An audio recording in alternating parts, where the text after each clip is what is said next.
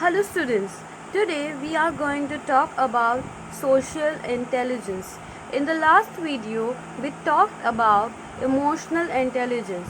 So just as emotional intelligence is very important that finds out how much successful a person would be in his life or how much happy he would be in his life, same way social intelligence plays a very important role in the person's life. Just like a name suggests, social. Social means how well the person get along with others, and that is why social intelligence plays an important role. We humans are a social animals, okay? We are social people and we require always someone for us, and that is why social intelligence is important.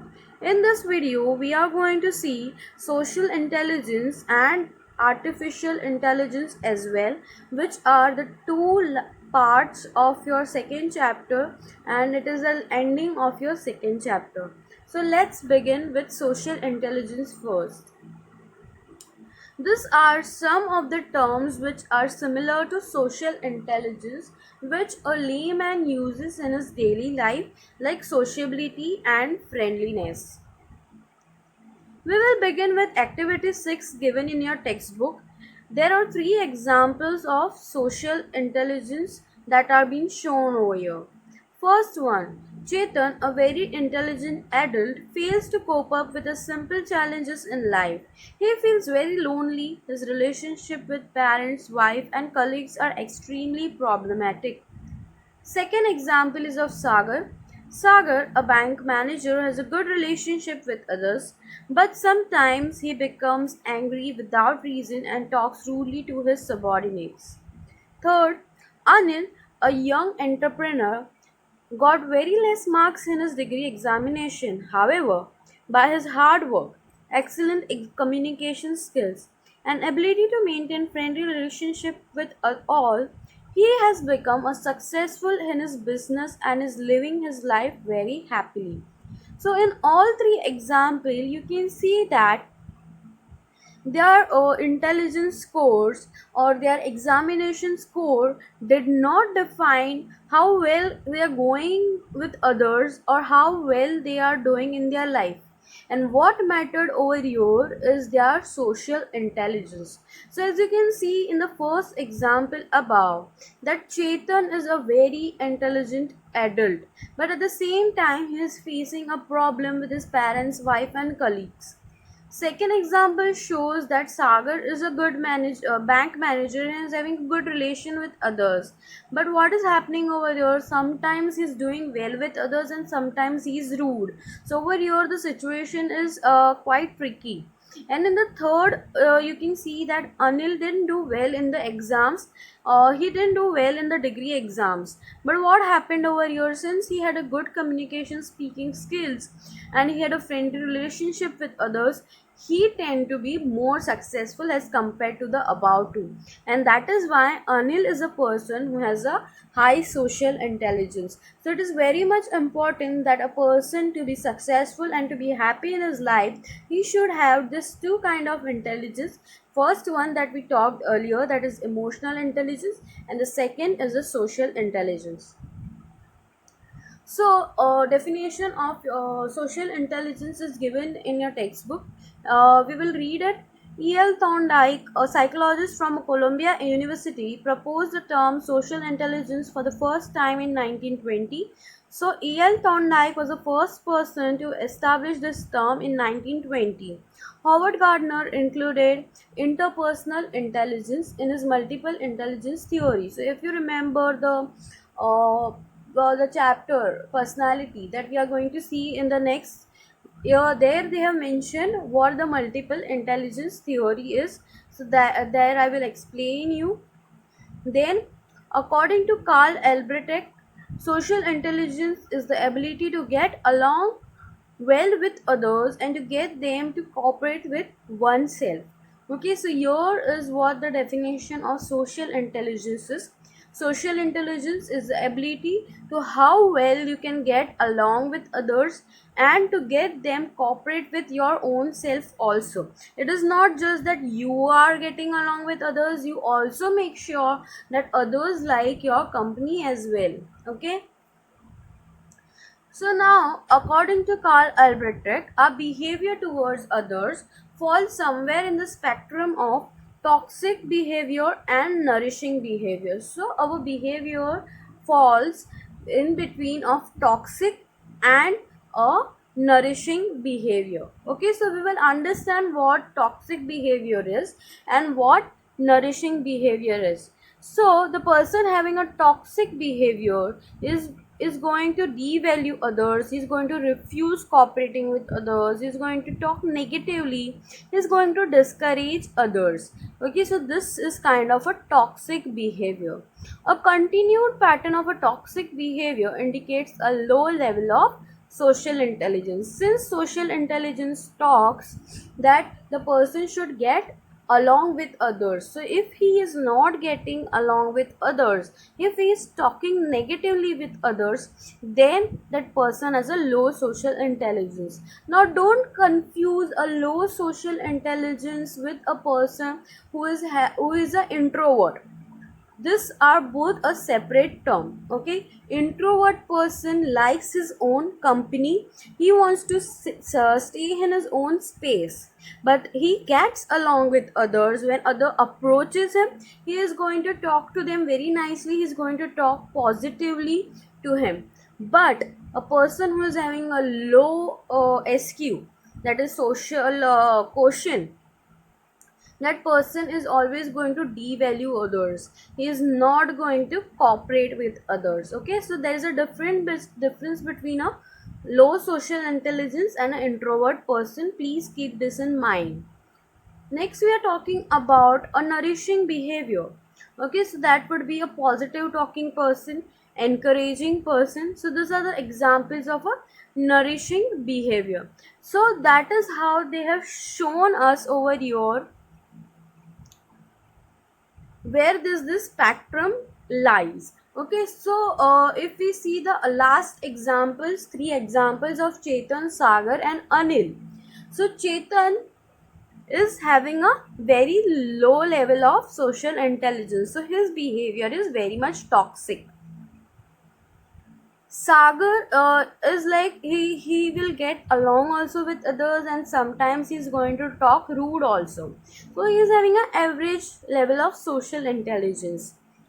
And Anil, he gets very well with others, so he is having a high level of social intelligence and he is having a nourishing behavior. So on the basis of his behavior, whether it is toxic or whether it is nourishing, we can find out what kind of social intelligence a person is having. Now, these are the some of the characteristics of having a high social intelligence. I will read it to you. They are very simple and easy to understand. This question is been asked in your textbook, so mark it as very important. So we'll see the characteristics. They are good at understanding and interacting with other people. They have ability to monitor their verbal and non-verbal expression while communicating with others. They are good speakers and a good listeners. So social intelligent people are very good listeners. They will understand others. They are skilled at assessing the emotions, motivations, desire, and intentions of those around them. So again, they can understand the emotions of other people. They understand what is the motivation of the other people, and accordingly, they are going to get along with others. They understand social dynamics in an effective way. They are flexible in their approach while dealing with others. So, flexible in the sense that they accept others' thought pattern, they accept others' idea. So, they are flexible enough. They are goal oriented, persistent, and self confident. They can resolve conflict in social context. they are successful negotiators. Okay, so they are not going to get into the fight, they are going to agree with others easily. So they are successfully negotiators. They enhance personal and professional relationship with others. So they have a balance with the personal and a professional relationship as well. So these are the 10 qualities of a socially intelligent person. 5 ways in which you can increase your social intelligence. Now this is not given in your textbook, but I thought this is important for you, so I have put up in this video. So over here they have given: keep track of how you are feeling, approach interpersonal and interaction with respectiveness. So you, if you want to increase your social intelligence, you need to approach others and you have to also respect them, their values and their feelings. Make an effort to put yourself in other person's shoes. That means try to show some empathy or sympathy to others. Try to understand them. Read invisible interconnections in a social apparatus. So you try to create a connection with them, find out same kind of likes and dislikes, see what their goals and motivations are. So you find bring a kind of a connection which is invisible, so that will help you to be more friendly with others. Learn to interpret people's non-verbal behavior. Now this is very important for a socially intelligent or emotionally intelligent person. They understand the non-verbal clues very quickly. So if someone is not interested in you and still you keep on talking, then that does not work. So if someone is not interested in you, they are going to show it in their body language, and that you have to interrupt very quickly. So you need to understand all the non-verbal behavior to increase your social intelligence. With this said, I hope you are clear with the social intelligence term. I will repeat that social intelligent person is very much friendly. In life, to be very successful, social intelligence is very much important. They get along with others very quickly. Okay, definition was given by Albert Reck that you have to remember. Again, he has divided behavior into two, that is toxic behavior and a nourishing behavior. Toxic behavior is a negative kind of behavior, whereas nourishing behavior is a positive kind of behavior. So here now we are going to start with the artificial intelligence. Artificial intelligence is not related to a human intelligence. It is related to artificial things that we use in our day-to-day life to make our lives easy. So can you guess some of the artificial intelligence that we use in our day-to-day lives? Okay, so over here it is like kind of a technology we are using to make our lives much more easier. So over here you can see few of the examples of artificial intelligence. So now can you guess what it would be? Okay, we will go ahead and see what artificial intelligence is. Artificial intelligence is enabling machines or the software programs running those machines to the think and learn through experiences just like a human intelligence. Artificial intelligence is a field of study that combines science of computers, science algorithms, language, philosophy and psychology. Okay, so it is a combination of all those things which make artificial intelligence do and think like a human intelligence. So it is a combination of science, of computer science, of algorithms, of languages, of philosophy, and most importantly, psychology. So when you are surfing your Facebook feed and if you like few videos, okay, so what happens over there is that our artificial intelligence plays a role over there. So whatever content you are liking, more of the content of the similar types come into your feed and making you more occupied, increasing your screen time of using that particular social media. So what they are doing over here, they are using the algorithm and psychology as well to increase their benefits, and that is how this artificial intelligence work. In comparison to artificial intelligence, human intelligence is very much superior in nature. Of course, because it is a human intelligence that has made artificial intelligence, right? So therefore, artificial intelligence cannot be option to a human intelligence in a real sense. So if we think about future, that there would be a flying cars, or there would be some robots who would be taking over the humans, but that is not possible because human intelligence is much more deeper because of the experiences that we get in our day-to-day life. Through experiences we learn, but a robot can't learn through the experiences. Every data is feed into the robot, right? So that is why artificial intelligence cannot be the option for a human intelligence. So yeah, here are the few of the examples you can see, like speech recognition. So the Google Translate that we use, or the Google search. In that search button, you can see we use a speaker to search things. So it is a kind of the speech recognition that we are using.